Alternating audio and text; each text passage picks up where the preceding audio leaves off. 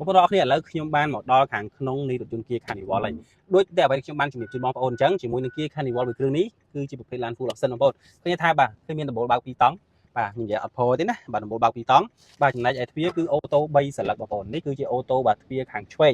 บางคนก็จะทายจุดมวยหนึ่งรถยนต์เกียร์คันนิวอลนี่ฮะยังอย่างบ้านท่าคือสมูทเหมือนเดิมក្នុងការប្រើប្រាស់แล้วขยมบ้านหมดดอផ្នែកខាងក្រោយបាទនៃរថយន្ត Kia Carnival របស់យើងឯងបងប្អូនជំរឿខ្ញុំនឹងចុចអូតូបងប្អូនមើលបាទ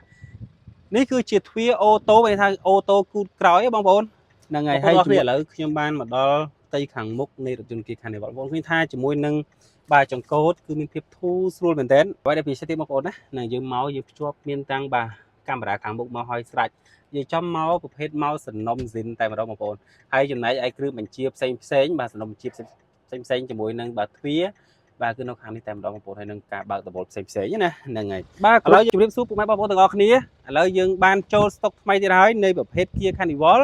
018ពណ៌ខ្មៅបងប្អូនហើយថ្ងៃនេះសុំ free style បន្តិចហើយសុំខ្មៅមួយសេតតែម្ដងបាទបងប្អូនទាំងអស់គ្នាជាមួយនឹង Kia Carnival 018ផងដែរគឺជាប្រភេទ Kia Carnival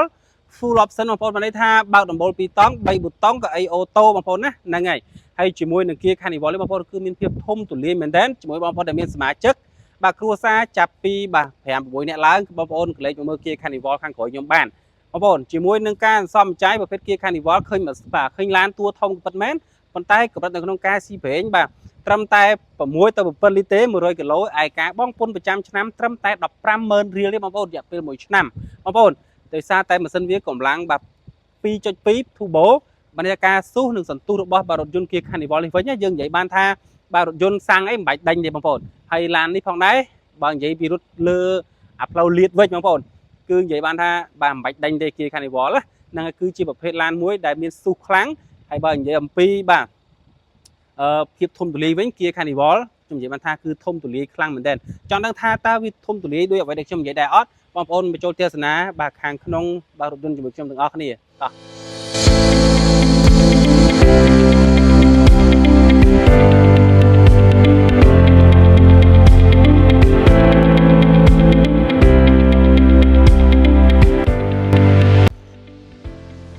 បងប្អូនទាំងអស់គ្នាឥឡូវខ្ញុំបានមកដល់ខាងក្នុងនៃរថយន្ត Kia Carnival ហើយដូចតែអ្វីដែលខ្ញុំបានជម្រាបជូនបងប្អូនអញ្ចឹងជាមួយនឹង Kia Carnival មួយគ្រឿងនេះគឺជាប្រភេទឡាន full option បងប្អូនឃើញថាបាទគឺមានដំបូលបើក2តង់បាទនិយាយអត់ផុសទេណាបាទដំបូលបើក2តង់បាទចំណែកឯទ្វារគឺអូតូ3សន្លឹកបងប្អូននេះគឺជាអូតូបាទទ្វារខាងឆ្វេងបងប្អូនឃើញថាជាមួយនឹងរថយន្ត Kia Carnival នេះយើងនិយាយបានថាគឺ smooth មែនទែនក្នុងការប្រើប្រាស់អញ្ចឹងឥឡូវយើងទៅមើលបាទគូខាងក្រោយជាមួយគ្នាកុំឲ្យខ្ញុំចេះតែថាទ្វារអូតូ3សន្លឹកឥឡូវយើងទៅមើលអូតូគូខាងក្រោយជាមួយគ្នាអស់នេះបងប្អូនតោះ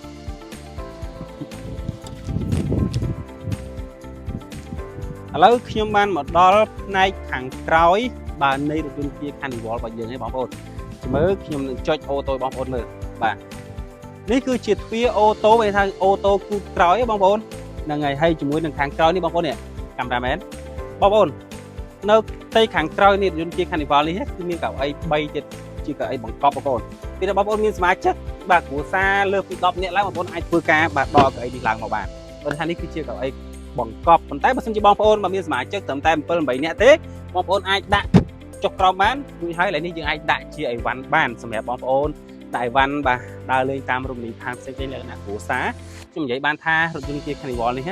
ស័ក្តិសមបំផុតហើយសម្រាប់បងប្អូនទាំងអស់គ្នាក្រោយបងប្អូនទាំងអស់គ្នាបានទស្សនានៅវីដេអូបាទខាងក្នុងនៃរថយន្ត Kia Carnival ហើយ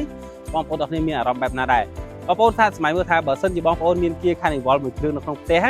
បងប្អូនគឺជួយធ្វើការបងប្អូនច្រើនមែនទែនចង់ទៅដើរលេងតាមរមណីយដ្ឋានផ្សេងបងប្អូនចង់ទៅរកស៊ីក៏បាននិយាយចំទៅបងប្អូនទៅកម្មវិធីផ្សេងនិយាយចំ Kia Carnival និយាយខ្លីទៅគឺចូលគ្រប់ស្ថានភាពបានទាំងអស់ហើយចូលក្នុងចំណោមគឺចុះបាទគ្រប់ចំណោមទាំងអស់ប្រភេទ Kia Carnival អរគុណណាបងប្អូនទាំងអស់គ្នាបងប្អូនទាំងអស់គ្នាចង់បានរថយន្ត Kia Carnival យកទៅប្រើប្រាស់បងប្អូនអាចធ្វើការទំនាក់ទំនងតាមលេខទូរស័ព្ទដែលខ្ញុំដាក់ជូននៅខាងលើឬក៏បងប្អូនអាចធ្វើការឆាតចូល page របស់ខ្ញុំផ្ទាល់ឬក៏បងប្អូនបាទមកដល់ទីតាំងរបស់យើងផ្ទាល់តែម្ដងបងប្អូនណាហ្នឹងហើយជាមួយបងប្អូនដែលចង់សិក្សាបងរំលោះឯកសារងាយៗសិក្សា3ម៉ោងបងប្អូនដកឡានយកទៅប្រើប្រាស់បានអរគុណណាបងប្អូនទាំងអស់គ្នាបាយបាយជម្រាបលា